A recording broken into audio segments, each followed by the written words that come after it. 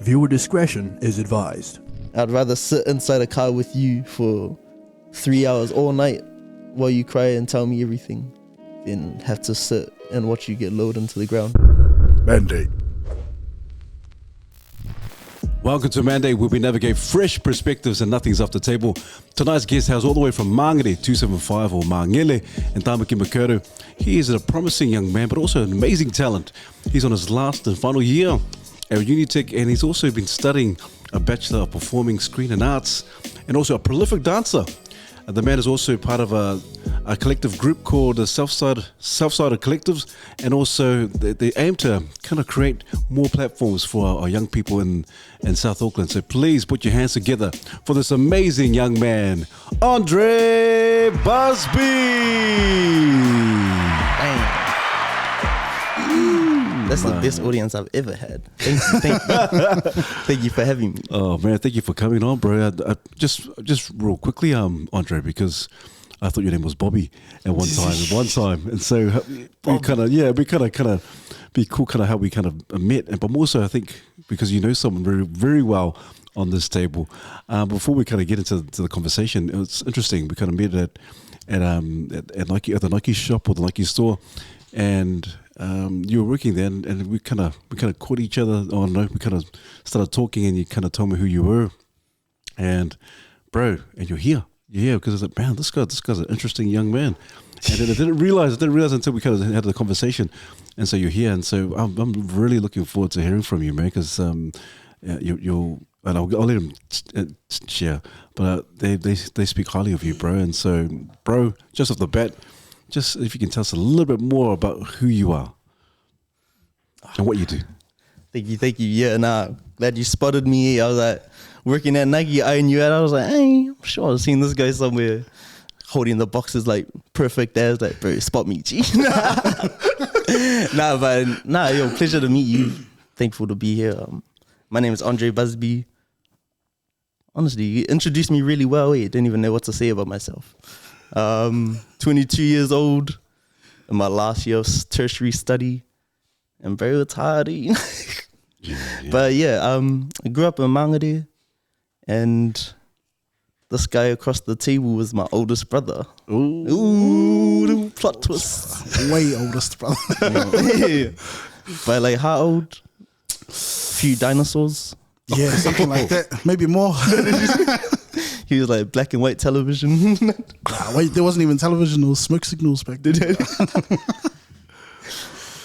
Oh, bro. Nah, it's cool to have you on here. I think it's just buzzy.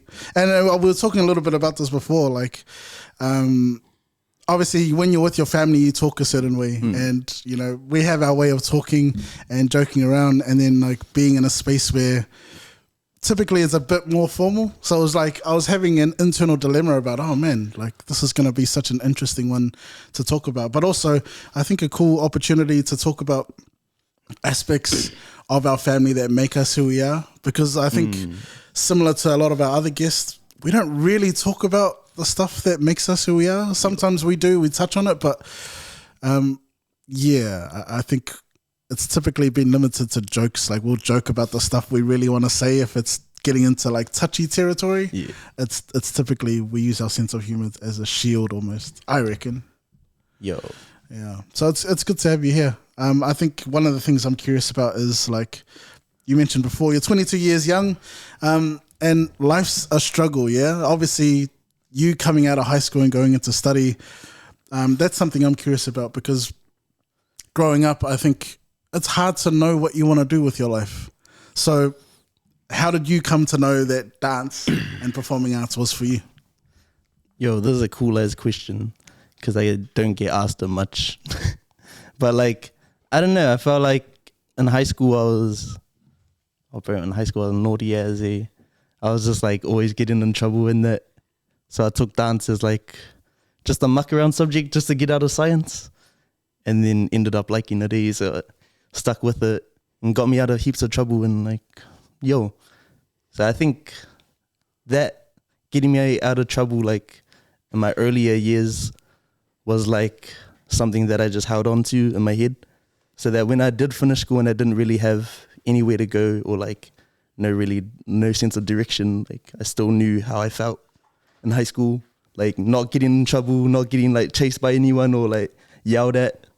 So I don't know. I think, yeah, just kind of finding it young. I think I was just lucky as to find it in high school. Like if I didn't take that class, who knows where I would be now? Probably like sitting at home being lazy on the benny chilling. But bro, I don't know. I think I took a gap year as well after I graduated. Oh, didn't graduate from school. Just cut that out. Nah, yeah. In year 12, I was like, I think I finished year 12 and then didn't finish year 13. And then I took a gap year and done a few bum jobs that I just hated, like warehousing, like brainless, endless jobs that I knew I had like didn't want to do. And I think that pushed me to find and like remember the time in high school where I was like, yo, I like dance. That's something I was good at. It's something people told me I was good at. So I don't know. I feel like that gap year really served me well as well. Oh, bars.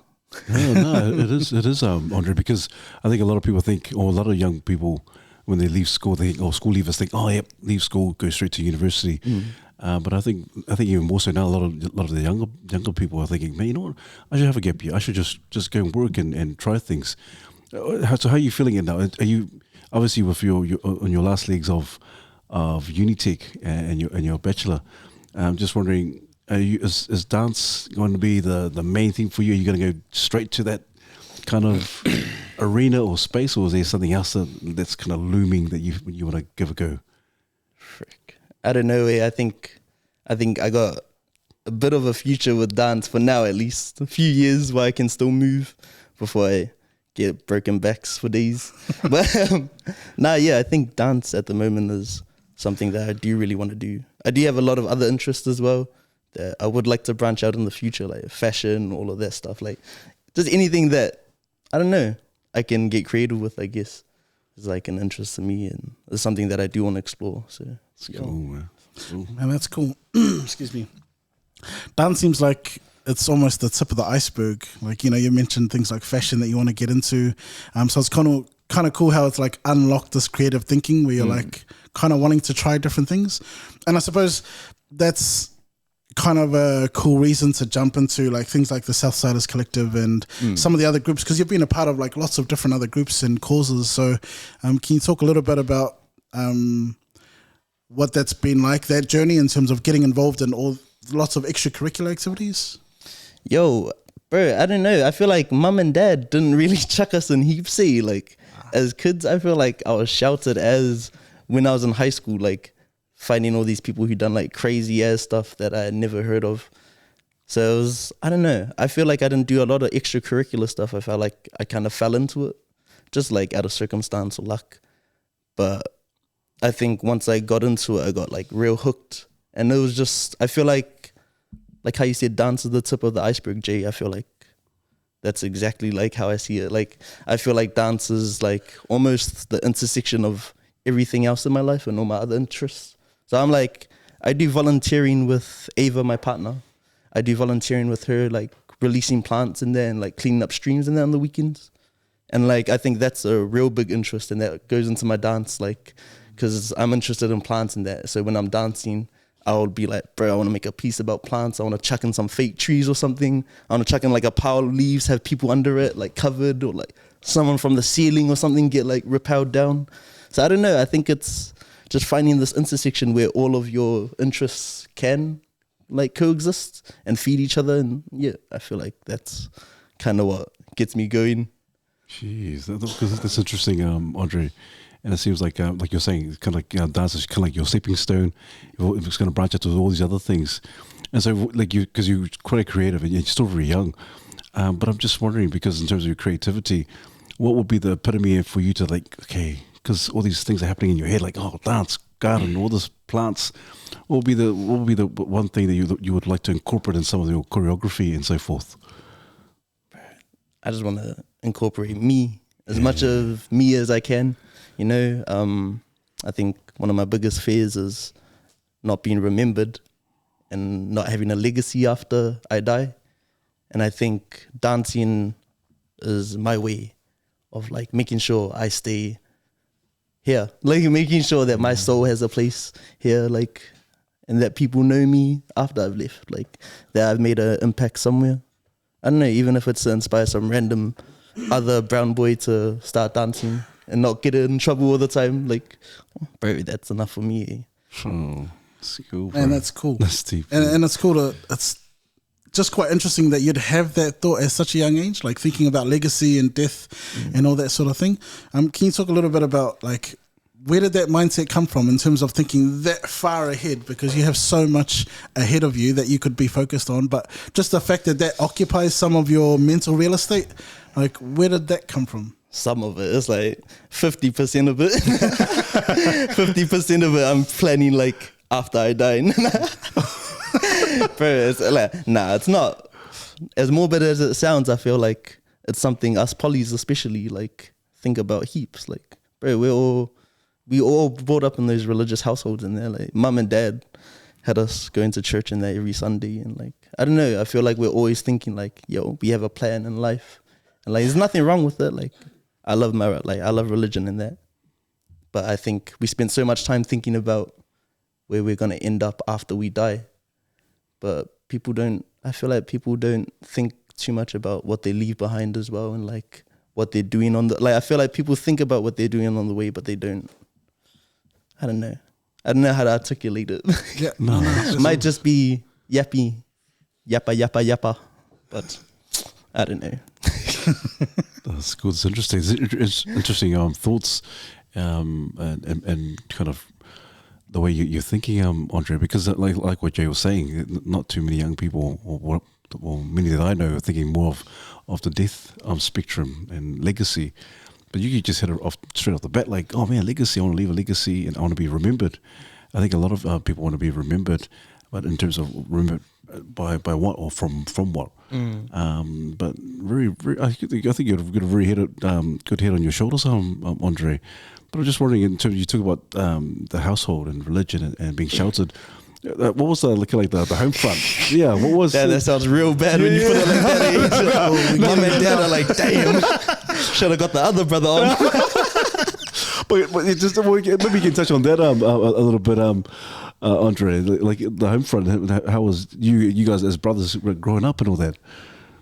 Yo, bro, I don't know. I felt like we had a crack up ass childhood. Like, it was rough, but I don't know. I wouldn't trade it for anything. Like, I felt like we got to experience a lot. Like, even though I said we were sheltered there, like a hypocrite, but even though I said we were sheltered there, like, I felt like we got to experience heaps, and like, I felt like we got a real, I don't know, a different perspective on things. Like, yeah, we're all like half caste, because we're all like half caste polys, and we're all like, I don't know, spending all that time trying to navigate your own culture is a big thing, and then putting that in perspective with the world and the outside world, like, bro, people look at you. Like, bro, I'm at the self-checkout and I get like 3 people from Countdown staring at me. It's like, I don't know. I think there's a lot of history and trauma to unpack with our family, I feel. Wow.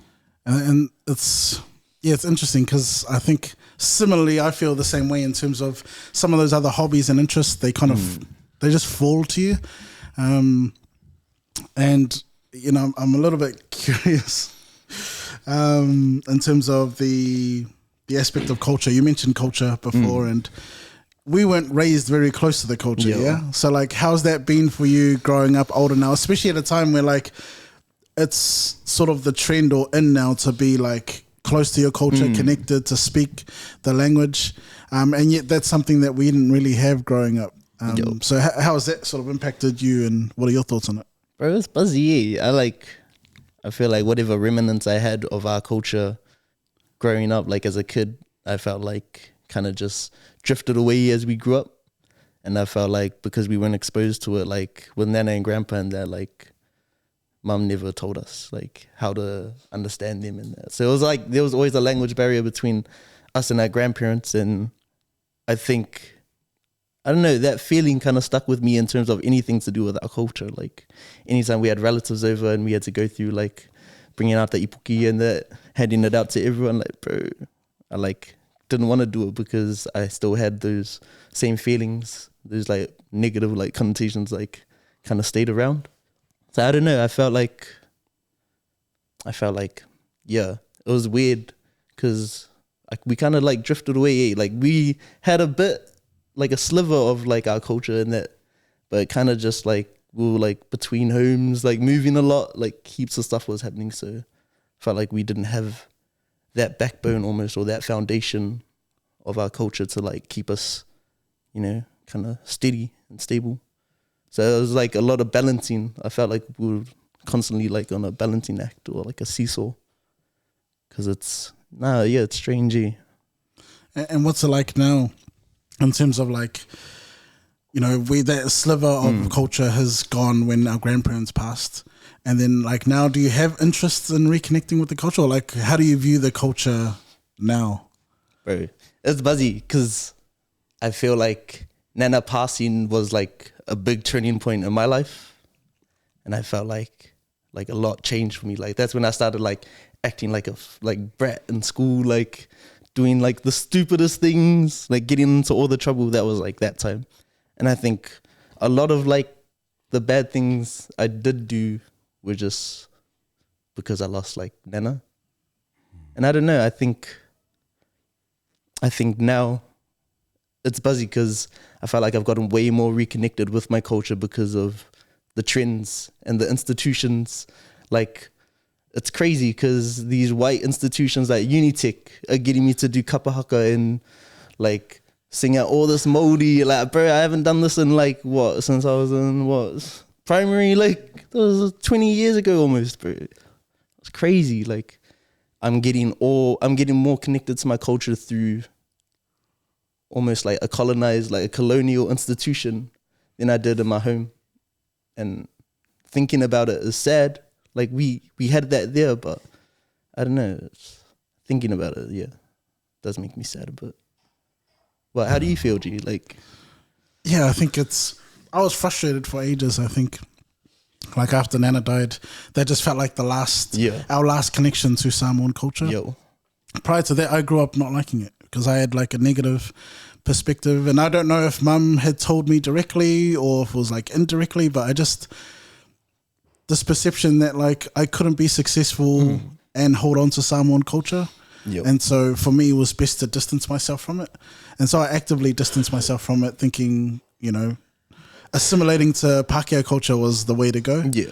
Only to now realize I could have done both. We had it there. Yeah, we had it there. And so there's times where like, oh, I'm just bummed there. And I think of Nana a lot because of the example she was to us. Yo. And so every now and then my thoughts are just to her and, you know, what could have been. But I just try not to dwell on it too much. But it's tough, man. So I'm like now wanting to reconnect, and I find it is through things like study that's like inspired me to want to get like through it. So it's more, it's like interesting, that whole contrast there. Nah, yeah, I was just, bro, because today I was fully like looking up, like going through Te Rarawa, like history and that, like learning about the waka that our Māori ancestors came in on and like all of that stuff. And I was just like, bro, I wouldn't have done this like 2 years ago, like before I was studying. Like before I was studying, I was warehousing, like going back home and like drinking a beer. Like I was like depressed as like, but nah, yeah, I think it's buzzy that like a white institution, like a university, is the way that I've become like interested in finding my culture again. Yeah, it's interesting. Man, that's a lot to think about. You bring up some good points as well, but both of you, because like you're saying, you get a white institute that's kind of feels like you're reconnecting with your roots or your identity. But I'm thinking more so of a lot of our young men like yourself. Andre, do you kind of sense the same thing for some of our young men in terms of identity or just cultural roots? Is there a part missing there for a lot of our young men? I don't know. I think there definitely is. Like, I don't know. I feel like a lot of the boys just don't have anything else to do. Like poverty's a big issue in our community. I feel like before anything that causes people to act out. I feel like they're just not getting looked after. I feel like,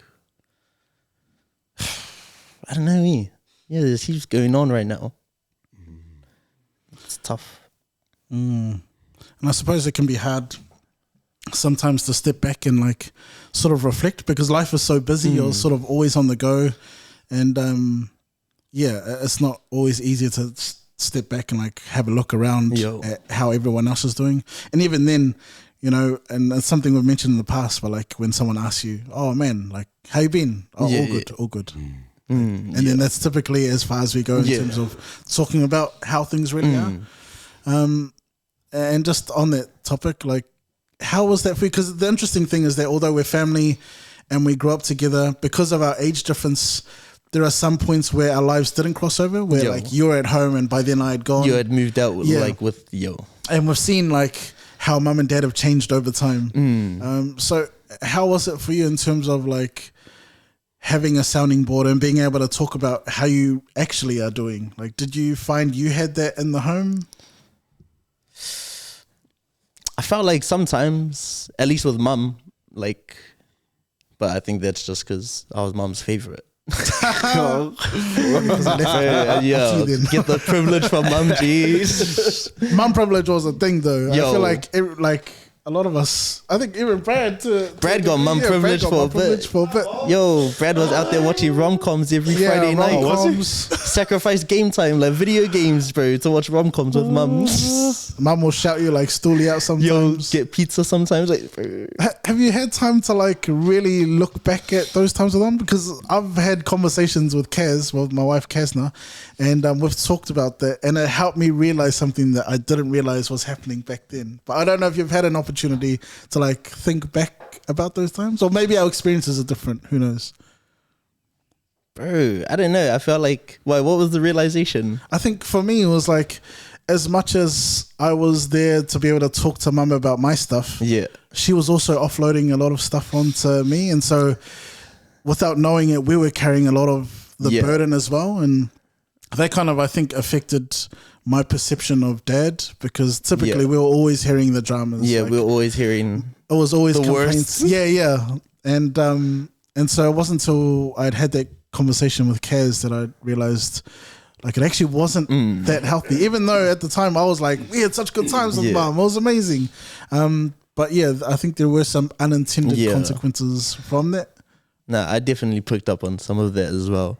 But I don't know. I felt like it was just something that, I don't know, we just had to tolerate. Like, it was something almost that I was just like, bro, mum and dad are doing the best they can. And like, I know they're struggling, so this is like a fun time with mum. I'm gonna take her for that. Like, that's she might be burdening some stuff on me, and I don't mind. Like, I got some strong shoulders, but like, I'll gladly like spend like a night with mum and just have a feed, because bro, never know. And I miss mum. You can't get that time back, eh? Like, those memories are solidified. Like, forever. Those will, like, I do get that, and then I felt like that like a few times as well as a kid, where I was like, bro, like, I wish mum almost wouldn't tell me these things, because like now I'm like, bro, dad's mud. Like, walking around the house angry at dad, like looking at him, like opening the drawers, slamming them. Because bro, treat mum better. But then I'm like, nah, like, yeah. I think those times I do label more as just hanging out with mum, rather than getting like burdened with whatever she was complaining about. So yeah. No, that's cool. And I suppose that goes to sort of show the, like maybe some of the isolation that mum felt, where she felt like she could only confide in her children.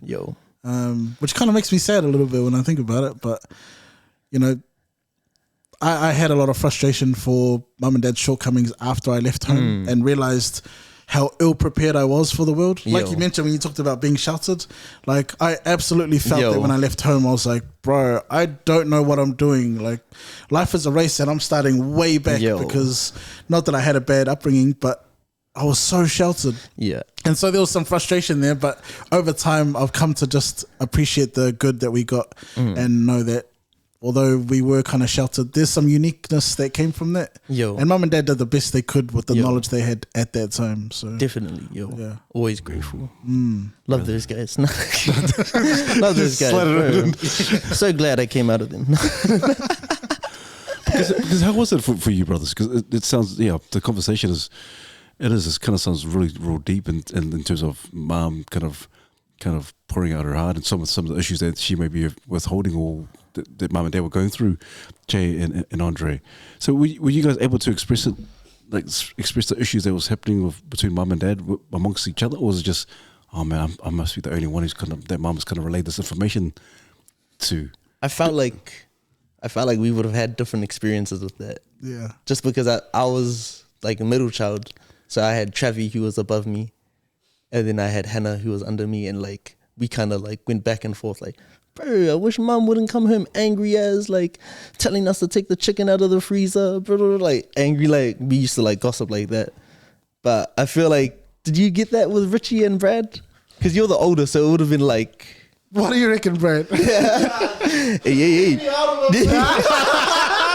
Bro, Mum's about to call us and give us a hiding through the screen. Bro, that was, I don't know. I feel like we might have, like me and Brad were really close growing up. So I think if I confided in anyone, it would have been Brad. But he'd also probably be hearing the same thing from mum because me and him both had that relationship with mum. So I think we did share stuff about that, and I think sometimes similar to you, it would have affected our perception of dad at times. It may not have lingered, and of course we still love dad, but there would have been times that, we might have just seen things and been like, oh, mum was right. Yeah. Because I'm assuming, Jay, because you're the eldest, and sometimes the eldest is always the one that kind of gets all the, a lot of the burden is kind of shifted on their shoulders sometimes. If it's not mum and dad who's going to take care of certain issues, and, hey, you're the eldest, you have to take it on board, and the mantle and so forth. So how was it for you? Like, because you're the eldest, did you feel like there was obviously it may have been a lot of pressure for you, and you just and so was it like kind of like, man, I just don't know how to deal with this. I'm still young. Third parent. Third parent kind of. I don't know if I was self-aware enough to like think things that deeply back then. I think I would have like similarly just took it and like it would have been normal at that stage. But I think there was, extra internal pressure that I sort of took on. I think wanting to be an example for my younger siblings was like, has always been a massive thing. So that's always pushed me to try and overachieve and be the best that I could be. But I think the other thing was like fighting for attention. As silly as that sounds, even at high school, I still felt like at the end of the day, there were 8 of us kids. There's only 2 parents. Like they only have so much time and attention to spare at any given day. And obviously for the younger ones who are reliant on them, they get priority. So I think there were periods where like I started to like play on my insecurity in terms of like, man, mum and dad, they couldn't make it to the one extracurricular activity, I had at school. And even now, man, that like, bro, I just remember being so cut that they couldn't make it to a game. It was like, I didn't even want to play rugby, but I got convinced to play, and I was like, oh, we only had one rugby team at school. We got a game. It'll be cool with my parents. Like everyone else's families are there. And then to like go and like, there's no one there because they're busy, understandably so. But man, I cut like as a teenager. So I think since then it's always been like trying to overachieve so that I felt worthy of my parents' attention. And it's kind of sad that it's like carried on even now. I'm 34 and it's still like low key in the back of my brain sometimes. But I think I've gotten to a point where I'm proud of like our siblings, especially Andre.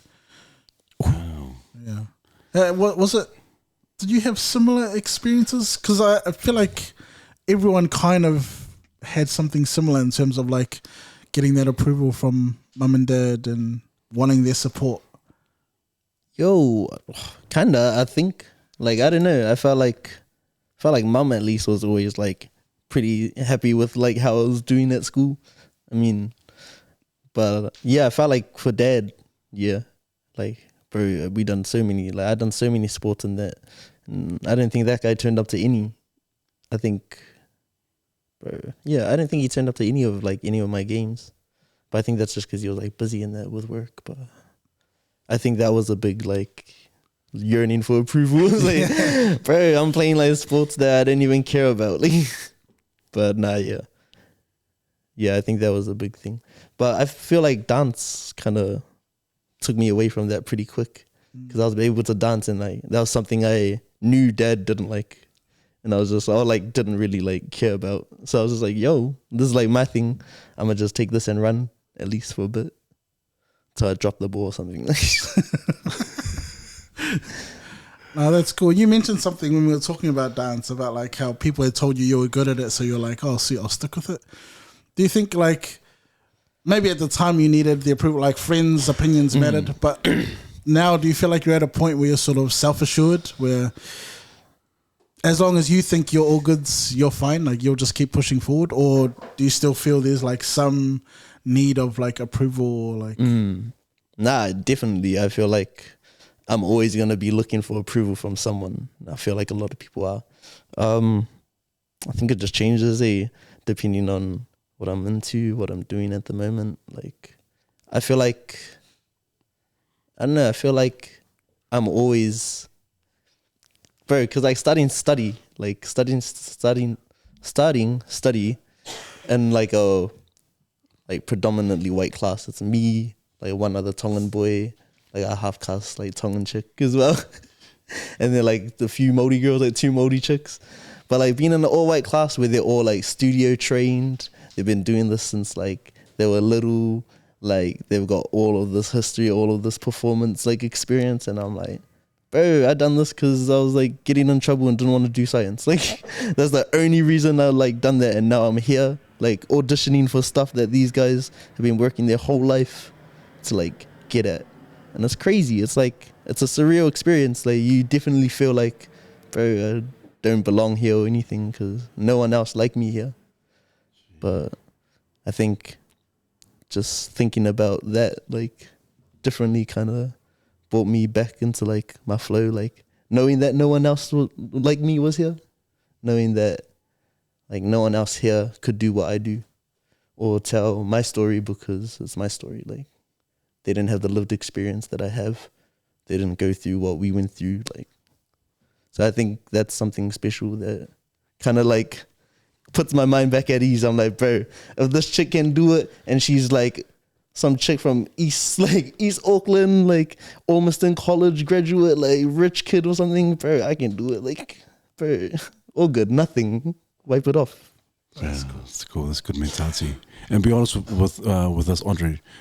I'm just assuming because you're probably one of the best, eh? Like you talk about all these different students. And don't be humble. Don't be humble. Nah, G. Don't be humble, man. My class is crazy. I'm biggest fans of these guys. Like a real big fan. I wouldn't be the dancer I am without these guys. Like the inputs like really changed the way I dance. Before this, I was like a little hip hop kid doing a Dougie, like start jerking, do a little pin drop. Bro, that's all I was doing. But now I'm like doing crazy ass things on stage, and it's cool. Like stuff I never would have dreamt of, but that's cool. Or stuff I only would have dreamt of. It's cool. Like being able to actually do it, see it in real life, and feel it. And do you find it now, like, you know, we have these preconceptions and we go into the dance or anywhere, and you think, oh, I'm the minority. All these Balangis in the classroom, I mean, there's a few Islanders and Māoris. What's the perception now in terms of these other dancers, or these Balangi dancers? Bro, they're all good. Yeah, straight up. Like, yeah, they're fine with it. Yeah. I mean, at least my classes, I think maybe I might have gotten a good batch or something, but bro, these cats are pretty cool, man. Yeah, it's cool, man. I think a lot of the problems with like people not being confident in that comes from just being disconnected and isolated. And I feel like they're not surrounding themselves enough with people that do kind of like nurture their growth. I don't know. I feel like in a world where we strive to be so connected with social media and all this other stuff, all these other crazy platforms, finding new ways to connect, I feel like it's just driven us to like a bigger point of isolation where we're all hiding behind, you know, what we want others to see. We're only showing what we want others to see. Man. Damn. Bro, that got deep, eh? Ooh, shallow end. my man. Man, and how do you like navigate that space with like social media is becoming almost essential now? It's like, excuse me, it's like a way to put yourself out there as well. And obviously, like dance is one of those mediums where like performances are recorded, and sometimes you use social media can to transfer like, it easy. Yeah. So how do you navigate that space then, and not get trapped in the whole like your whole self-esteem relies on your output on social media? Bro, I don't know. I've never been big into social media like to begin with. Like, I've always found it like a bit like silly, but I think dance is so transferable, like that it's like almost there's so much of it. Like TikTok dances are like such a big thing. You see everyone doing it in that, and I feel like a lot of people are investing way too much into it. They're seeing it as almost a mirror of their self-worth, their like count in that. Like, I think it's like silly in that they just, I don't know, they're just like something about like, not TikToks. I don't have a gripe with TikTok or anything. Don't sue me. But it's just like almost an oversaturation of like these dances and that. It's just weird. Like I feel like I can't watch dance on the screen. Like I can't watch like performances on the screen almost. Like I love live performance so much, and there's something about watching someone go through. Someone go through something and like watching the sweat fall down, and like watching it like fly out, and then like some lights go crazy and like this music hit. Something about that really draws me, and I feel like you can't get that through your screen. Like as simple as that. Like something that draws me to live performance, and I feel like I could never ever get trapped in that little box where I'm like, damn, my dance video didn't get this many views, I'm a shit dancer. Like, bro, I just couldn't imagine like that being the thing that's gonna stop me from being successful. Like, I don't know. I'm not gonna cry about like my dance thing not doing good. Like, oh well, I didn't do good. Now I can learn from it and move on. I don't know. I feel like a lot of people have a hard time pivoting like from these accidents. Like they're like, bro, I can't keep making mistakes, and then they let the just like shout to them and like box them in almost. Yeah, that's very good at what you're saying, because you know we get a lot of comments. I think a lot of people who's on social media put themselves out there. They get a lot of comments, a lot of trolls, and there may be a lot of positive things that come on, and the comments are, oh, great, brilliant, and you just get that one comment, that negative comment, and it kind of kills it for certain individuals. Do you feel like in terms of our young men, and even or just men in general, Andre, that you know some men decide to put themselves out there, or people put themselves out there, and all it takes is just that one comment. And you talk about isolation and people kind of trying to put out their best self or the best version of themselves online. What do you think it's that? Do you think there's a lack of resilience that is missing, or there's something that our young men or men in general are just kind of like? And we couldn't kind of hear your perspective as a 22-year-old. What do you think is what's the vibe or what's the energy out there? You feel like, man, this is one of the reasons why a lot of them are like, depressed or anxious. I don't know. Maybe they could be a bit more resilient, but I think it changes case to case. Yeah. But like, I don't know. I feel like a lot of the young cats are just struggling to find like their place in the world. Especially us poly boys. Like, it's weird. Like even living in New Zealand's strange, bro. Like everything happening right now is like. Yeah, it's just a whole lot of navigation on where we are in the world, and I feel like,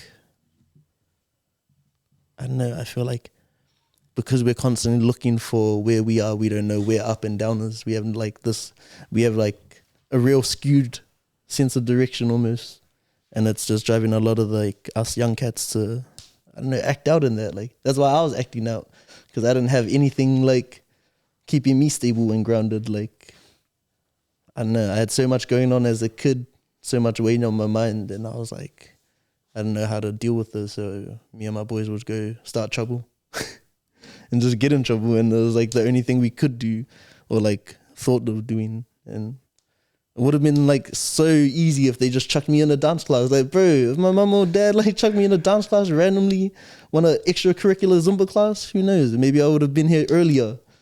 But I don't know. Guess it worked out like this for a reason, eh?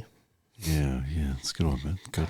It's funny that, that everything, that sort of mentality where like everything happens for a reason. I don't know if that's something that's like unique to Polynesians because of our like foundation with religion and faith in that, but it's typically a mentality that even to this day is something we still hold in terms of like you do your best at something, and if it's not meant to be, it's not meant to be, but something else will come around. And there's something like, I don't know, I think just our life attitudes and outlooks can be different culture to culture. And you mentioned something about like the struggle for especially like poly boys finding their place in the world. And so I wanted to ask this, but I completely understand if you're like, nah, like next we'll skip. So all good if that's the case. But it's just coming to mind now, and obviously if you're prompted, I always believe that you should just say what's on your mind. So when we talk about, young people, there's a lot of like really scary statistics with our young people, and sometimes that comes from depression and life circumstances, or not knowing who you are, all that sort of. There's lots of reasons, and one of the unfortunate sort of results from all the confusion and being overwhelmed, like a lot of our young people turn to like suicide, and I know that's like a bit of a touchy subject, so I felt. I completely understand if you don't want to talk about it, but I was curious about your perspective on that, and if you're able to shed a little bit of light in terms of how you got that perspective. I definitely think there's a giant problem with suicide and with just like kids in general not speaking up. But I don't know what it is, but yeah, it's just crazy, yeah. Like the statistics. I remember doing a performance where there was like a suicide prevention, like hip hop dance, like performing arts show that I used to like jam perform at every year. It was called Talk to Me, #Talk to Me. It was run by Te Kaha up in Rewa. But they used to do this mean show, and it was actually where I met Houston, my ex-girlfriend, and me and her dated for like about a year, and then she took her life. And I don't know, I feel like Nan passing, that was a big turning point, obviously, for me. It was the first girl I loved. And yeah, it was just weird. It was weird. I think people just need people, like you can't. I know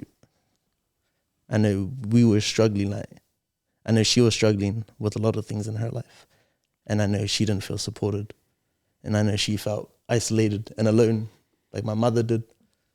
And I don't know, I think that's why a lot of people could just pay to, just sit with their mum and listen to her offload a bit, because they don't know the impact you're gonna make. Like, who knows? All those times that we've chilled with mum could have been the time we saved her.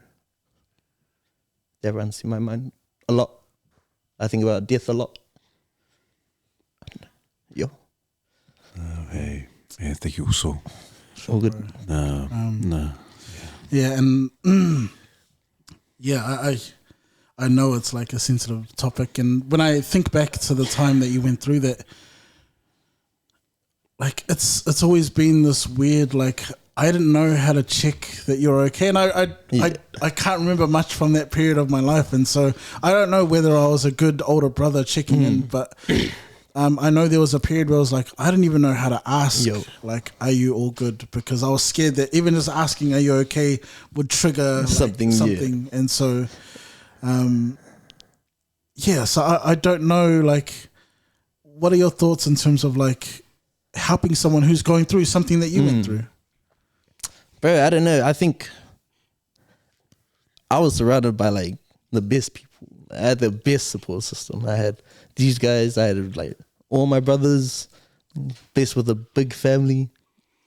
heaps of like friends. Like I had like Brady Bunch, like which was a dance crew from Southside that I was with at the time, and they were like hassling me every day. Like I had friends that would like text me and just be like, "Gee, I'm coming over." Like I was living with Brad, and we had people just coming over into like the garage, like my room, because I was just like, they just wanted to check up and make sure I was all good.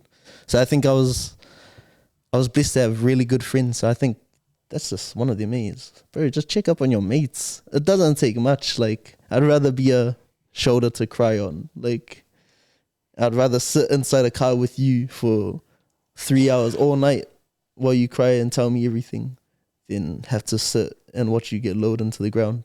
Because, bro, it's not the one that bro, straight up. It's rough, eh? I hate it. I've seen a few of my friends die and it's not a good feeling. Man, props to you, Andre. Because what is the dilemma? Because we're going down this path, talking about suicide. What's the dilemma? Because, like for example, Andre and Jay, you were saying, "Oh, I don't want to ask my brother." What was the dilemma for you, Jay, as to why you didn't want to ask, and vice versa, if you were going through some of that, as to why I need to ask for help. Yeah, I think it was just being fearful of like triggering bad memories or sadness, and so it was just trying to be funny and like keep things positive and almost distract from those things. I think knowing what I know now, I kind of wish, like now I have an opinion on counselling because I've gone through it, but back then I had no idea. So I know that there are services out there to help unpack those feelings, and perhaps family aren't the best place to unpack those feelings. So yeah, I think for me there was just a bit of fear there, and especially when it's someone close to you that you care about. Sometimes you do your best to try and save them from harm, even if it isn't the most healthy thing to do. Yeah. No, definitely. I felt all the consideration. Like I felt everyone like walking on eggshells around me, and I think I felt bad. I felt bad more than anything because I was like, bro, like this shouldn't be weighing on anyone but me. I felt like I had to go through this because I felt like I was the one that killed her. Like I felt like I done that. So I think, I don't know. I think I was just, more than anything, I just felt bad. I just didn't want to drag anyone down and make them feel as bad as me. Yeah. Especially not the people supporting me. Like I had my family fly in from Oz as soon as they heard that. Like the house was flooded. Like as soon as the night came, I was like covered by people like who loved me, and I was just grateful. Yeah, it's cool. But isn't it interesting, brothers? Because you know, sometimes we have our own dilemmas as to why we don't help people or ask for help or even ask them, "Hey, how you doing?" And a lot of it, when you look at it, it's kind of like a mirror reflection of, "Hey, I'm thinking, rejection. I'm thinking fear," and a lot of it's around fear. And what tends to happen, which is quite sad, is that because we're both thinking the same thing, that I don't want to ask for help. I don't want to ask him, does he need help, or her, does she needs help? It just ends up, what really happens is nothing happens, eh? Yeah. And so, which is sad. And I think a lot of us need to normalize it. And the narrative, like we're saying, hey, we just need to check up on each other and just even if it's, even though sometimes you might get an F off or buzz off, just, hey, at least it's a reaction and you know that something's up. But I can guarantee that person's like, oh man, that person really genuinely cares. Like they're asking me, but hey, I'm pissed off, but they're actually asking. I think that's something that in terms of our culture as Kiwis or Pacifica or Māori, regardless, we just need to check up on each other. And but props to you also. Props to you for sharing, and props to asking the question, man. There's some heavy stuff, man. Came out of nowhere with that one. Heavy stuff, man. If there's ever going to be a time to ask, I'm like, this is the best place to do it. That's cool. Like, and it's crazy how, like, this happened a while ago, but I've never really broached the subject with you too many times. Like, I could count them on one hand, and so. It's just crazy that this has lingered in the background, and we've never spoken about it despite how close we are and being family. And it sort of made me think about how, like, you know, we grew up in this household where everyone lived together. It was like a real community vibe. And then when half of our family moved over to Oz, my parents and the younger kids moved over to Oz, like we were now all of a sudden in this weird place where like our family was split. And as great as it is that like when something tragic happens, like there's a death, everyone comes in from everywhere. It's not quite the same as having them like right there. Yeah. Yo, definitely. Like, I feel like, with Nana passing, everyone was there. Like, we were all there. It happened when we were all still living together. So I felt definitely way more supported there than when I went through Houston passing. Because, that was crazy. I was just living with Brad, and I felt bad for him because he came back from work and he was like crying, like, bro, are you all good? Like, I didn't want to put that on him, Solly, their kids, like their family. So, I think, I don't know, it's real trippy because the support's so much different having them just there and then having them, like, I remember the phone call, like calling my mum and just being like, Mum, like just crying on the phone to her and that. And I think, it would have been so much different if she was right there.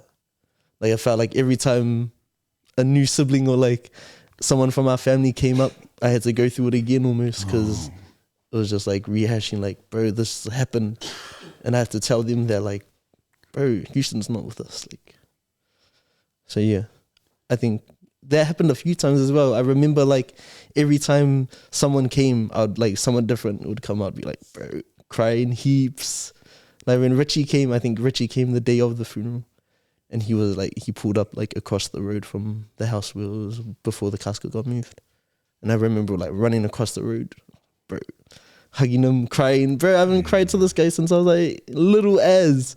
And I was like, bro, just can't. I need like my family here. So, no, I think it's way different just having them there.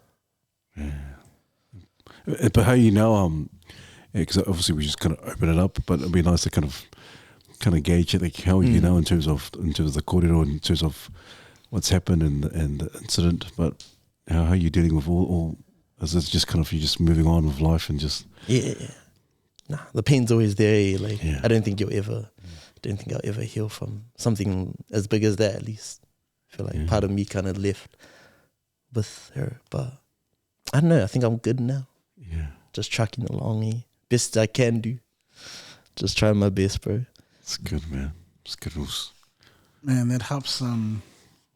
Just sort of set some context in terms of like, you know, the discussion earlier about death and legacy, and there's so many things in our upbringing that we assume is normal. And I might have touched on this too much, bro. Like, too much. Yeah, there's so many things we assume is normal that like it's not. That is just like, bro, that's messed up. Like, bro, this is actually like illegal in places. Well, give us some examples, Jay. Give us some examples. We'll keep the illegal stuff under the table. Tell us. We'll keep 50% of the wraps, bro. I think one of them for me, and it was funny, it was a university assignment that like helped me really look into our family. But I didn't realize that like before I finished high school, we had moved 11 different times. Yo. And so I just assumed everyone moved regularly. But this meant not all the time, but there were times like crucial moments. All my friends I had grown up with at Kingsford, then went to Kedge, and then like my parents pulled us out, and then I was in a new, and then I went to Linfield, random school, and I lost all my friends, and it was at a time when I was most vulnerable in my teenage years, and starting from scratch in a school that is mostly Pākehā, as this brown guy from Southside, man, it killed me. I had no confidence in high school, and as a result, I made stupid choices in high school that I can tie back to this idea that I just thought, you know, that we moved around a lot, and I just thought it was normal. But that's a small example of something I've unpacked in counseling and with my wife, and I've been like, yeah, okay, that's not normal, but we're here. We'll run with it, and we'll just see what we can pull as lessons and as a positive from those experiences. Damn, your counselor helped you with that, bro. I need that counselor. He's got the cheat codes. I got the same problems as this guy. No. Bro. But it just gets to show, brothers, because you guys are quite resilient. They even having the courage to come and just, Andre, and sharing, because you're putting yourself out there, and Jay, and I think you've done it several times on the podcast, to put yourself out there, and some of the stuff we kind of share, it may be quite traumatic. Oh man, that's quite traumatic. That's quite hard. But you put yourself out there, and man, that's very courageous and very vulnerable. So, props to you, Busby brothers, man. So. Breaking barriers. Pretty much. Barriers that we had in our family prior to this conversation. The barrier that I tripped into 50 other times, bro. Nah. But how do you get, in terms of your relationships? Because obviously you got the oldest brother here in the middle, and then you can do you guys kind of regular checkups now and then, or just kind of, how do you? What's the regular kind of get together as brothers or as family? Yeah, I think I see you every week. Oh, Yeah, cool, about cool. once a week. That's cool. Not that guy. Hey, Brad. Bro, how much do I see you, bro? Nah, Brad, he's a busy man. Busy. Yeah, no, I'd say it's funny. My sister recently moved over she was living with the Oz group. She's staying with us now. And she was really surprised at how little we see each other. I see Andre the most, but I don't see Brad too often. Our other brother's in Wellington, so we don't see him too often. And she was like, man, when everyone was here, mum and dad always made us see each other once a week. We'd get together every week, yeah. Every Wednesday dinner or movie night on Saturday. And she was just surprised that we didn't do it here.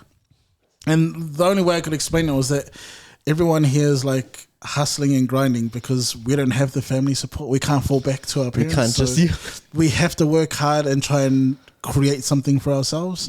But it means that when we do catch up, man, the catch-ups are amazing. It's chaos, but it's our own unique brand of chaos. Yeah, so I don't know. I love it. It seems like it's more quality than quantity. Yeah, definitely. Yeah, that's cool. I can imagine you guys get together, man. Must be crack up. Because how about for yourself also? In terms of catching up with your siblings, family and all that? Bro, I've kind of seen them. I saw them even yesterday. Saw some of them yesterday, last night. My daughter's prize giving, and so I try to keep it regular. But also at the same time, I think it's quite important to kind of spend time with your own family, your immediate family.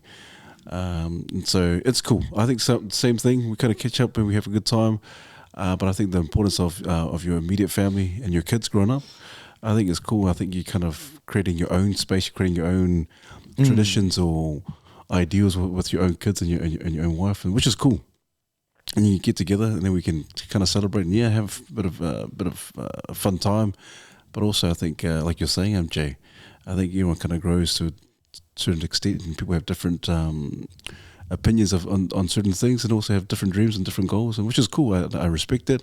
But as family, we get together. That's cool. But yeah, kind of very similar to you guys. But man, that's an interesting conversation because, Andre, how do you feel? Because you must be very proud of your older brother or brothers. No. Well, because you're a big one of the younger brothers. Oh, was it? Nah, yeah, we have a ranking of all the brothers, and I'm trying to beat Jay. But how was it? 'Cause, in terms of your older brother, okay, so what was the relationship around you guys, and even with Brad? Bro, it's crack up because I think one of my most vivid memories of Jay growing up was just getting slapped around the head out of your room, just because I'm going in grabbing his CD, he's yo, Chingy CD, and then he's Gee, what are you doing? Grab me by the head and slap me. Gee, get the F out, G. Oh, sorry. Nah, that was Kaz. Kaz just didn't like having my brothers in our room. Nah. What, to blame it on the wife? Nah. Are you talking about our room in the garage? Yeah, your concrete floor room. No. Man. Nah, yeah. Bro. I feel for Kaz in that regard because after we got married, she moved in with my family. And because I was close to my family, I was who wouldn't want to be with my family, man? We're the best. We're cool as. And it's not till years later, I'm I would never ever put her through something like that again. I think it's so hard to live with your in-laws in some way, at least initially, because you're kind of walking Oh it's man, like, 100%. don't want to step on Bro, toes. me and you Ava's wanna family, I'm like, 100%. I was gonna ask what that's been like for you, because obviously, like all of us, like Brad's got kids, I've got kids and a wife, but Andre doesn't have kids, and he's living with his current girlfriend with Ava. Yeah. So I was curious about how that's been in terms of when you moved in, settling in, and then having them as essentially your family, because they're there for you like 24/7. Yo, it's buzzy. I feel like, I don't know. I feel like I've got like a second family. I don't know. I feel like I've had heaps of like mother figures in there, but I feel like these guys, like, it's like kind of weird having like a second family, living with them, walking around on eggshells, kind of just like, oh, yeah, hey. Making breakfast like quick as cook my eggs fast as they run out of the kitchen, like try not make a mess. But nah, it's been good. Like they've been supportive as, and I think it's funny just like living with in-laws. Like some of the stuff you get up to, it's just like, bro, I could never. I'm living my teenage dream. Like, mom never let me stay up all night. I'm playing video games like at 2 a.m, eating like chips. So I don't know. I think it's fun, but gotta grow up soon. I think that's the scariest thing. Like, bro, I'm doing taxes soon. Damn. That's right. Yeah. You will be doing your own taxes and invoices stuff and that, like sole trader, like. Cool, man. That's cool. And I was curious because I don't know Ava's family, but I know that they're a lot different from our own family. Yeah. But I don't know, maybe there's similarities, but I've always been grateful to their family because I know they can provide in ways, like in some ways, whether it's knowledge or like physically, there's just ways that they can provide for you that our family can't. Nah, definitely. Like they provided a place for me to stay. So I was the most important sleeping in a park. Tell us about that. Yeah, I slept at Messy Park for a few days. For real? Yeah. But their family's cool as. I think, it's different because they've got heaps of like knowledge that we didn't get growing up. They had like such a different lifestyle and way of living, and we had like, bro, I feel bad, but like, Ava's family, forgive me, but bro, like sometimes the house will be messy and they can just leave it. Like, but growing up, bro, if like the house was messy, it was like, mum was on her ass, like, bro, clean up the like living room, like hurry up, get like a broom thrown at me, like sweep the floor, bro. If I answer back, like break the broom on me. But it was just like, it's like different as, just seeing the differences in the families and the dynamic is real different as well. And I don't know, I think I'm not as comfortable with it obviously as with my own family, but it is interesting just to get that different perspective and learn things that didn't have access to. Like Brad, like Ava's dad keeps like anything, knows how to fix anything. Like guy is a builder, electrician, owns 13 houses. Like he's like the man. And he's like told me heaps of stuff that we just didn't get growing up because like mum and dad were always too busy or they always had other stuff to do and that. So I think like just, I don't know. It's real interesting, learning and living with people. Observing them feel like a robot and taking notes. But good on you. I think the key word you just said is learning. I think we learn from different people. People have different families, have different values, and I think it's cool that you want to learn from different people in different aspects. I think that's the coolest thing, Andre. And so you talk about Ava's dad and all does these amazing things, which is cool. Builder, electrician, all that kind of stuff. But how was your dad? Because I know you mentioned your dad a few times. What was dad like for you and for both of you? What was dad like in terms of the father figure that you kind of grew up with? I don't know, I feel like he's watching me right now. Like, that's how scary this man was. I had to signal and like literally as you're asking, I was like, I'll play it by your vibe and then go from there. Nah, I don't know. I feel like growing up, you're always scared of mummy, and dad was like above mum, so dad was like scary as. Even now I'm still like scared almost of dad. Like, bro, I hope this guy like thinks I'm doing good. Like, I hope he's all good, like not angry at me about anything or something.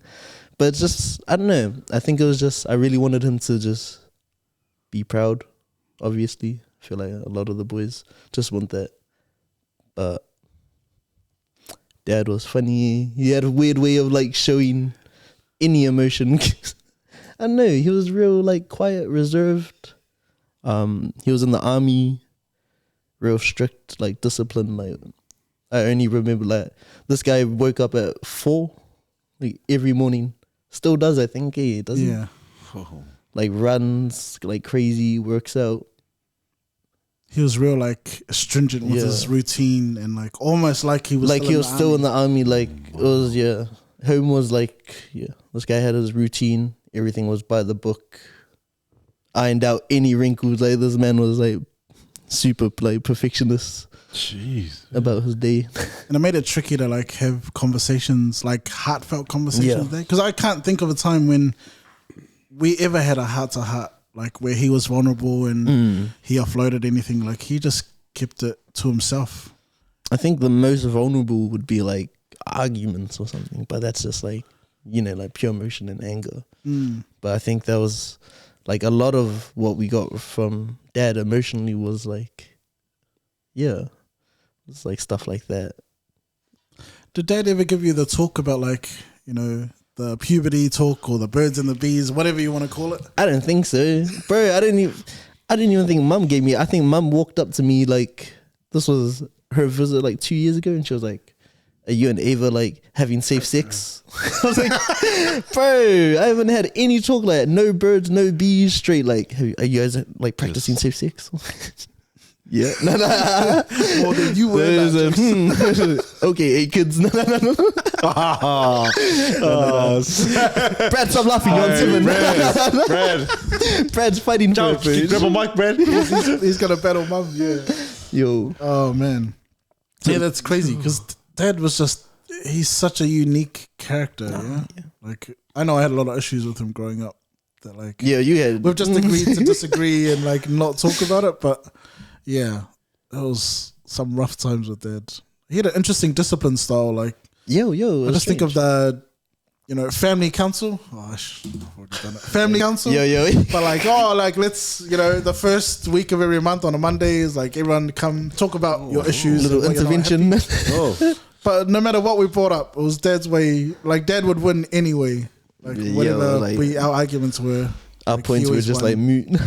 And if like he couldn't trust us with, or if he couldn't trust some of our brothers that are not here, like with Wi-Fi or like, he'll like take the modem with him to work or take hide the Wi-Fi, like all the cables like in different places, like crazy places as well. Like you had to like dig for stuff. Bro, man was still in the military. Actual. So he is a real character. Like this, we have so many funny stories about Dad that always have stories about Dad, but really good intentions. The best intentions. And it's interesting to see him grow older and see the changes because before he was quite like my way or the highway, whereas now he's like mellowed out way more. He's mellowed out heaps, and he always seems to be on the fringe, like just watching almost, and observing. Like and I can't quite figure him out as he is now, but me neither. Because last time he came, he seemed, I don't know if he was, he looked unwell, and I tried to like pull him aside and like, oh Dad, I need help with the lemons. Can you help me? Yeah. But then every time I tried to like avoid, he'd just avoid, and sometimes, And I feel like. Yeah, I get some of that from him as well. That avoiding, like, I know Ava like always like tries to follow me up or like stuff that like, are you all good in there? Like stuff like that, and I'm just like, yeah, I'm all good. Like, should we go get a feed? Do you feel like butter chicken? Like, just distract. Just like, oh, should we watch a show? Like anything to get away from thinking about anything too much. I think was something that Dad was harder into, just avoiding it. So do you guys kind of like you said, there's no like raw emotion, or Dad was kind of like, okay, real reserved? Was it like, what about like hugs here, there, high fives, or just? Didn't you talk about hugs? Yeah, I think we caught up recently, and I was like, I don't think I've ever really been hugged by Dad, except for like the okay bye, like we're saying bye if I'm like they're going from, overseas, like, or yeah, like they're visited from Australia, like, Yeah. and we haven't seen them in ages. But I don't ever recall growing up being hugged by dad, or like maybe a handful of times after I left home when he said I love you, but Yeah. I don't ever remember anything like that growing up. I think, I struggle to remember stuff like that as well. I feel like, I mean, it's always a struggle to remember like the mean, like, oh yeah, my mum hugs me all the time and says she loves me. Like, I remember my mum breaking a broom on me more than that. Like, but like I don't know, with dad, it's still hard to think about, times where it was just like, I love you. It's interesting. It's, you know, sometimes we kind of look at our parents like, man, why did dad do that, or why did mom do that? And then we, I think later on throughout the years, you kind of realize some of the stories behind as to why mom and dad were this certain way, like some of the traumas. I don't know. I'm just putting it out there. Like, I don't know what may have happened, and as to why our parents act the way they do. So, and sounds like a real militant man, real strong, but also quite reserved. But I don't know. Has there been any traits, like you talked about traits? Has there been any traits that you feel like, oh man, I think I got this from dad? Even I'm never gonna do this to my kids, and you feel like, oh my gosh, I'm just like dad now. And we tend to say that, like, oh, I'm never gonna do that. I'm not gonna raise up my kids, and oh my gosh, I'm doing exactly the same thing that mom and dad do. Brad, you got any? Hey. I can think of one. What about you? I think I can think of a few, I don't know. I feel like even small things like just geeking out over like cookies and cream ice cream, like geeking out, like buzzing, story. like just buzzing out over like the smallest things. Like sometimes like I'll see ice cream at an event and I'll be like calling Ava, like, Aves, they got like this ice cream flavor, and she's like, bro, shut up. Just watch the wedding. Like, oh my gosh. And I'm in the back like, babe, they got like lasagna and like tiramisu. But I think like stuff like that from dad, but even like the avoidance issues, like I hate talking about like how I'm doing and like anything like that. And I try to avoid any emotional talks with anyone. So I feel like I kind of got that from him as well. Wow. Yeah, I think I used to be the same, where like avoidance. Yo. Like Kaz has just been persistent, man, and she's helped me overcome that, which That's I'm good. grateful for. But I think the food thing as well, obviously still a struggle now, but growing up, because we were so poor, like food was scarce and it was always a race to eat. It was like, if you're slow, you're going to be hungry. So we never had leftovers. And if there was like, everyone was full, dad always encouraged, like, go, like push past like the pain, like finish the food. If you're the man. And so, I just remember there were times it was like, you're just eating beyond enjoyment. Like gonna throw up and like... You don't want to waste food. So wasting food was like absolute, like the worst, like cardinal sin. And so growing up, my attitude with food was always like, I had to finish, and that whole like, I don't know when I'm going to have this again. Yeah, like... Because bro, we this never might be got the fast last food or time I anything. ever have McDonald's. Yeah. So you're Like my third time having McDonald's that night. eating other people's leftovers because you're like, oh, they're not. Are you gonna finish it. that? Yeah. And so just having that kind of mentality to food became like ingrained over time, to the point now where like it's still a struggle to this day. We're like, man, Kaz is still like, when we're out, she's like telling me to stop looking at the leftover food on another table, because she's like, no, don't, like we've got enough. But I find myself drifting where like I'm still having thoughts like, they finish their food, like just take it, it's all good.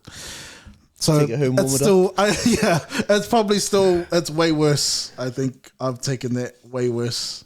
And obviously I don't have an outlet, like a physical outlet to balance it, so struggles real. As you can tell, I do. Nah. Oh man. Wait, Brad, what were you, Brad? Nah, bro, I'm out of this convo. Nah, I think we know this one. Brad, we need you coming, man. Come on. Actually, there is one from Brad. Nah, but it wasn't from mum. I mean, more, it wasn't from dad. I feel like Brad and rom-coms, like there's this thing in our family where like Brad was like the dude that watched rom-coms every Friday when we were all gaming. He'll be watching it with mum. Romantic comedies. Hard up. And I always felt like Brad had this weird idea of like what love was, and so he had some pretty pretty funny relationship stories because of this distorted view of what love was. It kind of set him up for some epic times, but he was able to bounce back, and look at him now. Look at him, Romeo. Aiming for 8 kids. Ooh, got that from dad, 8 kids. Oh, yeah. Well, Challenger. any comments, Brad? No comment. Brad agrees. But how about mom? Like we talk about dad, but in terms of traits from mom, was there any traits in terms of like, I got this, definitely got this from my mom? Ooh. Nah, I definitely think all of my kindness comes from that lady. I definitely think, yeah. Bro, mom's just crazy. She's like, I remember like so many times if we were going out to eat and she saw like going out to Limbs, bro, there's like always people outside Limbs, and she's like, yeah, come inside with us, we'll go buy food, and we'll just buy food and eat with them, like. And it was just like stuff like that, like, bro, my mom's the man. I will never stop, like, I will always be like, yo, my mom's the man, because she taught me how to do stuff like that. Wow. Yeah, she's got a heart, like the giving. I don't know how she did it. Like times where like I'll be working graveyards, she'll drop me off, but on the way someone's outside. Yeah. Oh, you need a blanket, or like, oh, we'll go up the road, get some food and supplies, and then come back and drop it off. And I don't know why it came so natural to her. Because now I'm like, there was a point where I started to take that on, but now that I've lived on my own, like life is hard. And bro, so it's I'm made like, me like selfish almost. I and need feel this, bad. yeah, like I need this as well. But it's crazy because she was like, she needed stuff as well. She had 8 kids. We were all living in a house with like our uncles, our grandparents, and she was out here buying food for strangers that were just sitting there asking for it. So I think, I don't know, being able to give when you have, bro, like nothing to give. She's buying these guys like better feeds than we got. We were eating fish rice and these guys were getting takeout, yeah. But I don't know, I think that's crazy. I couldn't imagine. I never saw anyone else do stuff like that. Wow. You guys think it was kind of a lesson that mom was kind of teaching you guys? Like, I don't know. It was just mom just had a massive heart, big heart. Bro, I thought that a few times. There's actually been times where I've been like, bro, I'm sure like mom like doesn't like actually do this, but it's just she does it so much. I just stopped. I was like, wow. This lady's just like this. She's just the nicest person.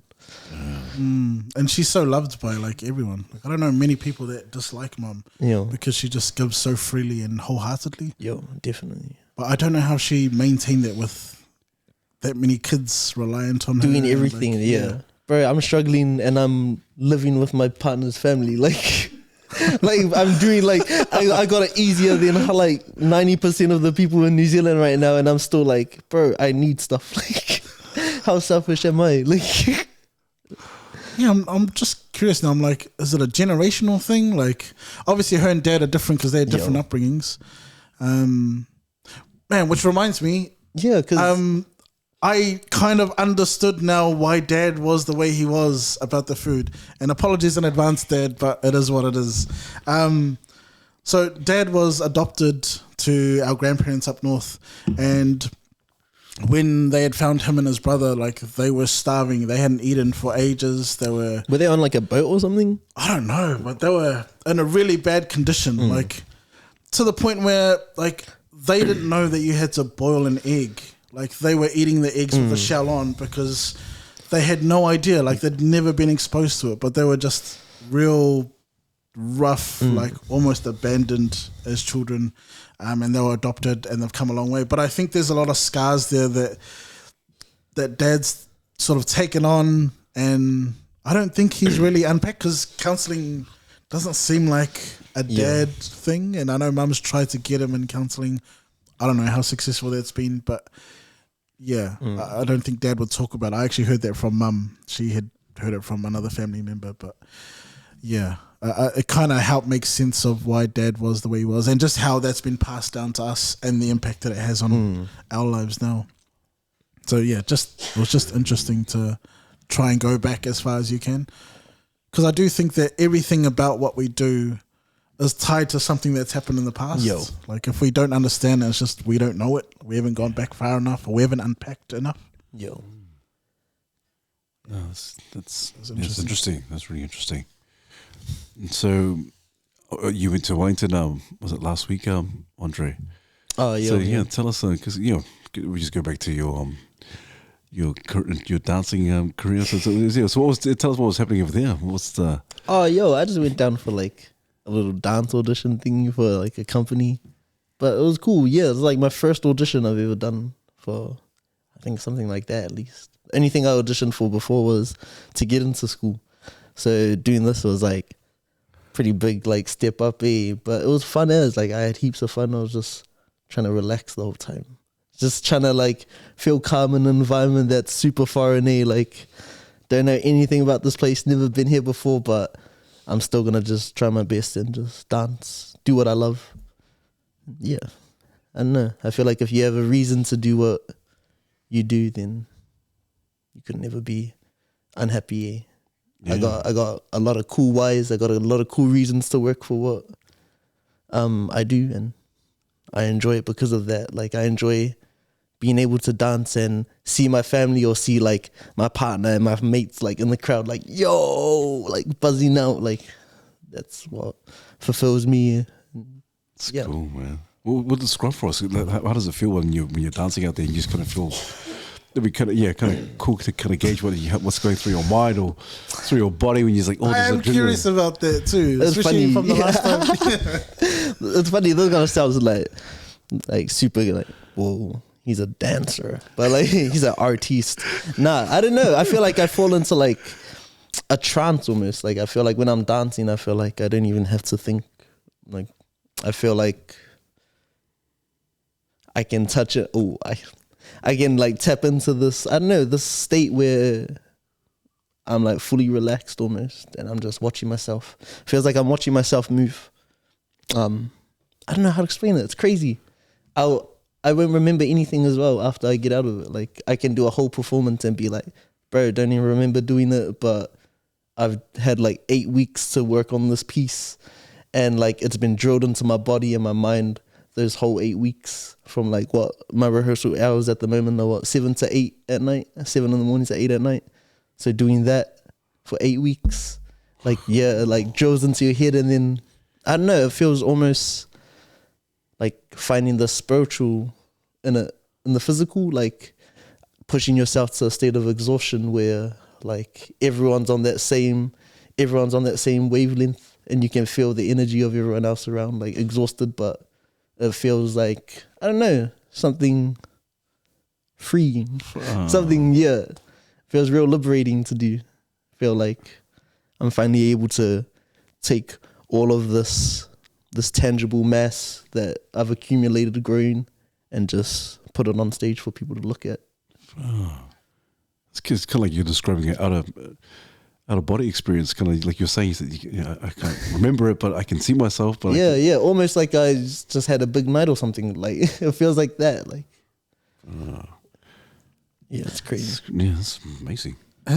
You talked about, excuse me, like how prior to study, hip hop dance was like the thing, and typically, like for a lot of our polys, like dance. When you talk dance, they're thinking hip hop dance. Because that's the most popular form. What's it been like studying and then being exposed to like other forms of dance and like picking up lessons from that? Bro, it's buzzy. Like going into Unitech, I had only ever done hip hop. So like 3 years ago, I was only a hip hop dancer. Hadn't done anything else. And I auditioned for Unitech for the sole like purpose of not doing hip hop. I just wanted to try something else, and I knew they didn't have hip hop in their curriculum, so I was like, "Yo, safe, go learn like ballet, like that's gonna be easy. Yeah. Go learn ballet contemporary, like try broaden my horizons as much as I can." And I don't know, I feel like it's hard to imagine myself doing hip hop again. Like it feels, I don't know, I feel like I found my thing almost. Was something that I really do enjoy, something that I feel like is more me than hip hop was. I felt like with hip hop, I can't go and tell my story as much. Sure, I can show you like glimpses of it, like like in a crump set where I'm angry and I'm like throwing swings in that, I can show you like some pain that I have, but I can't show you all of it. Like I can in a contemporary piece where I can take my time. I can do a 30-minute, an hour long show of like just small stuff that like from our family. Like I can have like my favorite ice cream. I can have my dad's radio playing on in the morning. I can have my mum's music, her feeds. I can lay them out on a table. That can be the dance. That feels like more of me than doing a few arm swings, doing a few Dougies, a little jerk. I feel like that's, definitely more me than that. Wow. Would it be more individual or more of a kind of, how do you see yourself in the future? Like more individual, more kind of a troupe or kind of a team or collaboration? I don't know. I feel like the people around me are really good. I feel like the people I'm surrounded by are really cool people. The Southsiders Collective, headed by Money and Jazz. Money, who's like a younger brother of a family friend. They used to like sleep at our house as kids, like, and me and him like grew up together in high school and then started dancing. And like he's been a big part of my growth, like not only in dance but as a person. Like he's almost been like another brother. And him and the Southsiders Collective, like that group of people just being able to create platforms for other Southside artists is something that I think is really important, something I'm real passionate about. We have a lot of voices that I think don't get heard a lot, that don't get the time of day, any exposure really. And it's like a shame because, bro, there's some crazy stories, some rich storytelling. Like heaps of people don't probably like guarantee a lot of your followers will not know me, and who knows what they might learn like after this episode. Like maybe nothing, but No, hey, that's cool. That's maybe that, whoa, waste my hour. no way, man. No, it's funny. I think you kind of answered it already, but I was curious about like the Southsiders Collective and like creating platforms for South Auckland and like young people. And I was curious about like what are the voices of our young people saying? What are they trying to say that like they haven't been heard about or heard of? Like what are the voices saying? I don't know. I think the times are a lot different now. I feel like, you've heard a lot of the same stories, the same anecdotes or like similar stories in that from South. But I feel like the amount of talent is just like too crazy to look past. Like these guys have like such a rich story that like, you might have heard it before, but there's like so much like history and context to everything that's in it. And when you actually like dig deep into those details, like it brings out heaps of trauma. Like I had a film project this year that I had to do for school. And it was about homelessness. And it was because like I mentioned before how I slept at a park for like a few days. And it was because I was just like, I couldn't tell anyone that I didn't have a place to stay. And I felt like I couldn't talk to anyone. So I just like crashed at a place and then my partner found me and was like, bro, what are you doing? Like, come live in my house. And I was like, oh, yeah, all good. But it was about homelessness, the film project. And from there, I put in like heaps of different aspects from my childhood. And I found like, I unpacked like heaps of stuff that I found was like weighing me down or like that was taking up heaps of my mental real estate, which was crazy because I only wanted to talk about this one topic. I only wanted to talk about homelessness and I ended up talking about migration, navigation, poverty in general. Like there was a lot of stuff that I was really trying to talk to that I didn't realize I was initially sitting out on. So I think it's cool just seeing the process. Like I went in with intentions talking about homelessness and I came out with all these other topics that I found were actually really speaking to me and speaking to the work that I was doing. So I think it's buzzy. I feel like contemporary allows a lot of space. Like the dance that I'm doing, the dance I'm studying right now allows for a lot of space and a lot of room for your own experience to go into. I don't know. Yeah, it's cool. Man, that's interesting because like contemporary dance is something that like common eyes can't really make sense of it all the time. So it's kind of cool to hear you talk a little bit about the storytelling aspect, and I suppose it can be a bit of a journey. Like sometimes not knowing how it's going to end is part of the journey. Like in terms of definitely. you're discovering as you go. In some regard, would that be accurate? Yeah. I feel like you conduct like these experiments and tasks with movement when you're studying. So we'll write down tasks where, for instance, I'll have to I'll have tongues on the bottom of my feet, and I'm like trying to taste the floor. That'll be a task that I have to do, and I have to work on that while I'm moving and dancing. And what movement comes from that task, like, is the movement that I'll choose to like choreograph and work with.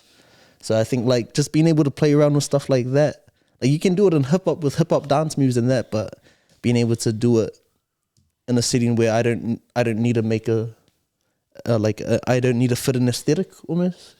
With contemporary, I can just be me. I can just do what I think looks cool. I'll be like, yo, look at this wave that I do through my body, and then I'll go out and do like this little robot thing, and like people will be like, whoa, that looks cool, and like, you done a robot thing in a wave, but to me it's like a story about how I felt like the Tin Man and the Wizard of Oz or something. Like I have my own storyline going up here that no one else knows about, and I think that's way more attractive to me than doing like some hip hop dancing. So I think it's hard because you can't pick out like, you can't be like, oh yeah, that's this kind of dancing. Like, yeah, you can, but at the same time, everyone dances their own way, and that's, I don't know, I feel like people just need to be more open with stuff. And that's cool. It seems like being yourself in dance, or being able to be yourself, is kind of what endears dance to you. So like, how important is it, do you think, for other men to like find an avenue where they can be themselves? I think it's super important. I mean, I feel like that's a lot of the reason why people get like, heaps of the men are getting depressed out there and dealing with all these like mental problems, and that is because they're slaving away at jobs they hate for people they hate, and nothing's like, in the end, you're not feeding yourself at all. Like, yeah, you're getting money and you're providing, but you're feeding your soul. I know that sounds cheesy as I love, laugh, love and all that stuff, but like, bro, you need to like take care of yourself, look after yourself, bro.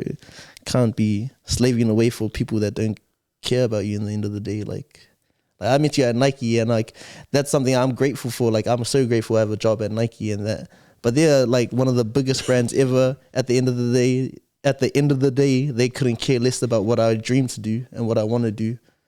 And it's just like taking that, but then knowing that on the flip side, I can connect with people like you. And that's led to this. Like, who knows all the other blessings that I could get if I just stuck with things. Yeah. Because how important is that, like in terms of, like you said, stick with things? How important is it to kind of push those boundaries and to kind of go through those rough times, especially for a lot of our men?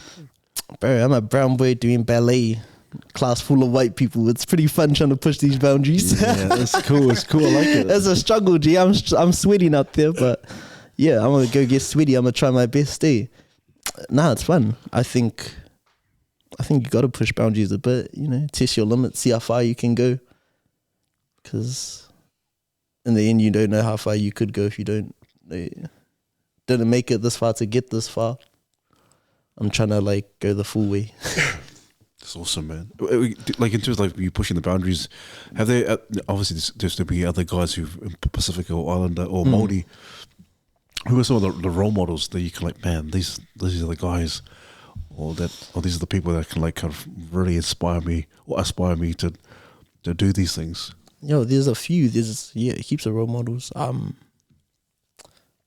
Like you have like some prolific like island dancers in that. You have like people that have been on the show like Heads and Alistair and that. You have like done heaps to serve like the hip hop community and stuff. You have Li'i, Li'i Tapu. Yeah. He's like done heaps for like Otara and that, and he's killing that out. Like, and I think he's in Germany now. Yeah, Europe. Yeah. Yeah. but he's like done crazy things overseas, and like no one here like knows apart from like people who are in like the contemporary dance scene. Like heaps of polys would just walk past him, and like they wouldn't know the magnitude of like of stuff that these guys have done. Like they've done some crazy stuff. Like they've gotten massive awards overseas. Like I think Limi as well. He's like another Samoan choreographer, and he's really big overseas, but he's not as well received here. Wow. And it's just crazy. It's funny because I don't know. I've always thought that was interesting. Like even back in the day, Nijin Mystic were real famous in Japan, but they weren't famous anywhere else. And like apart from like New Zealand, like just it's crazy stuff like that happens. Maybe it's tall poppy syndrome. I'm not sure, but I was gonna ask your thoughts on why don't people know about all these hidden gems in our community that are like doing stuff on a world stage, and yet we don't know. We could walk past them and never know. Yeah, I think, at least for me, like contemporary dance and dance in general is like super hard to access. I feel like it's a real weird like community, and I think that's part of the job that I want to like do with Southsiders. Is I want to make it easier to get to for these kids. Like, bro, I went through so much before I even found out I could study dance. And like, I don't want other kids to have to go through that. Like, I want them to know, like, this is a place you can go to if you want to create, if you have a story to tell, anything like dance, arts, anything creative. I want like Southsiders or to be the place like in South to provide that platform and stuff. It's cool. How massive do you want it to be? Like, obviously there's some long-term goals, but you got the Southsiders Collective. But even for yourself, Andre, like what's the ultimate goal for you in terms of dance and so forth? What do you envision? Like, oh man, this is in a few years' time, this is where I want to be. Ooh, I don't know. I've got heaps of crazy. I've got like a notebook, like 3 notebooks full of ideas of like stuff that I have like just brewing in my head. I don't know. I think I'll just be happy, like just getting a house. To be honest, I think I just want to, at the end of the day, just get what mum and dad had almost. Like, I think that like supersedes anything dance wise. Like, yeah, I could get dance famous and make a cool show in a few years in that. But to be honest, in a few years in that, I kind of just want to have a house, have a little space for me and my partner. You know, maybe might have a kid, but that's all I'm really thinking about is just working towards that. I'm like, it's funny because I spend so much time thinking about dance. In the end, I don't think about dance at all. In the end, I just want to chill in a house, in a little space with my partner and my family. Yeah, man. Man, that's really interesting. Just thinking about the dreams we have and whether or not or by how much they're like influenced by what our parents gave us or didn't give us. So yeah, it's just interesting to hear you talk about like the importance of a place to call home, like a place that's ours and something that our parents almost had. I just wanted to give props, bro. I'm grateful that we were able to have this heart to heart, and I kind of feel bad. I just can't help but feel bad that it took this for us to talk about some of the stuff that we did. But I'm grateful. I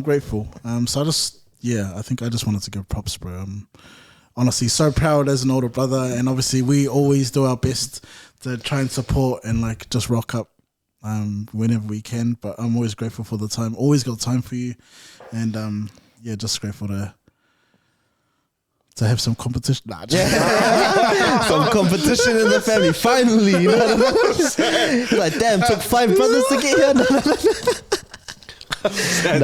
Sorry, I'm deflecting again. Brad's gonna turn off your mic. Just like deflecting, like we were getting too close, and then like, oh yeah, let's make a joke. Sorry, that's mum, G. That's mum. You know what I was trying to say. You're saying. All good, G. I got it. Message received. Oh, bro. Hey, Andre. Likewise, bro. It's just been a pleasure to hear you. And you're the youngest. Thus far on the podcast. And so, man, we just a lot of nuggets. It has been AJ, and I think if anything, a lot of nuggets from both of you. in terms of being brothers, but also just I don't know. I just felt like it's kind of quite therapeutic. I don't know about you guys, but it's quite therapeutic just to hear some of the brothers, but also your story, because there's a lot of similarities. Like, oh, okay, I think my family, but just no. Thank you so much for as young as you are. There's a lot of wisdom there as well, a lot of lived experience as well, bro. So props to you, all the best of your endeavors. And so yeah, just in those bright lights. But like you said, some of our goals, we have all these grandiose goals and dreams, but at the end of the day, it's like, it's just at the end of the day, just simple. I just want to be just little piece of land. Yeah, and that's the beauty of it. People have different dreams and different goals, but bro, all the best, and like everyone else that comes, Jay and I and the team will always give them a gift, and so we got a caricature for you. Ooh. Bro, it was hard to find some photos, bro. But hey, this is. I'm a ghost, bro. I'm a ghost. And you're right. You're true to the word. Your word in terms of not being on social media. But hey, bro, this is for you on behalf of the Mandate team, man. Also, this is for you, bro. Ooh, Shadows. That's mean, bro. No, man. Thank you. Oh, but is there anyone, Andre, you can think of that would be ideal to come on the podcast? You could recommend. Mani Tuanga. He's like the bro. Yeah, he hit Southsiders with his partner Jazz, but he's doing some really good work. He's a nurse out in the psych ward in Auckland Hospital, and he's been doing that for a few years. But he came up in the dance scene, and he's real big in the crump scene. Like one of the most powerful movers I've ever seen. Man. So I think he's probably got a real good head. He's got a real good head on his shoulders. That guy. I think he'll be a mean guest. There's a few others. Like I think Tom Scott from Avondale Bowling Club and Homebrew. He's just released an album recently that's really good. Cool. I know that guy's got a few things to say from it. I listened to the album, pretty mean. But yeah. Oh, awesome, bro. Hey, thank you once again for your time, Andre Busby. But the last word goes to you. Also, any words of encouragement for our men out there?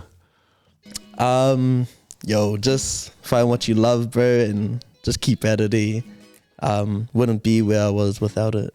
And be kind to everyone. Never know how much that kindness is gonna spread, how much it's gonna affect. Yeah, awesome. And as usual, Jay. Refine, unlock, and take charge.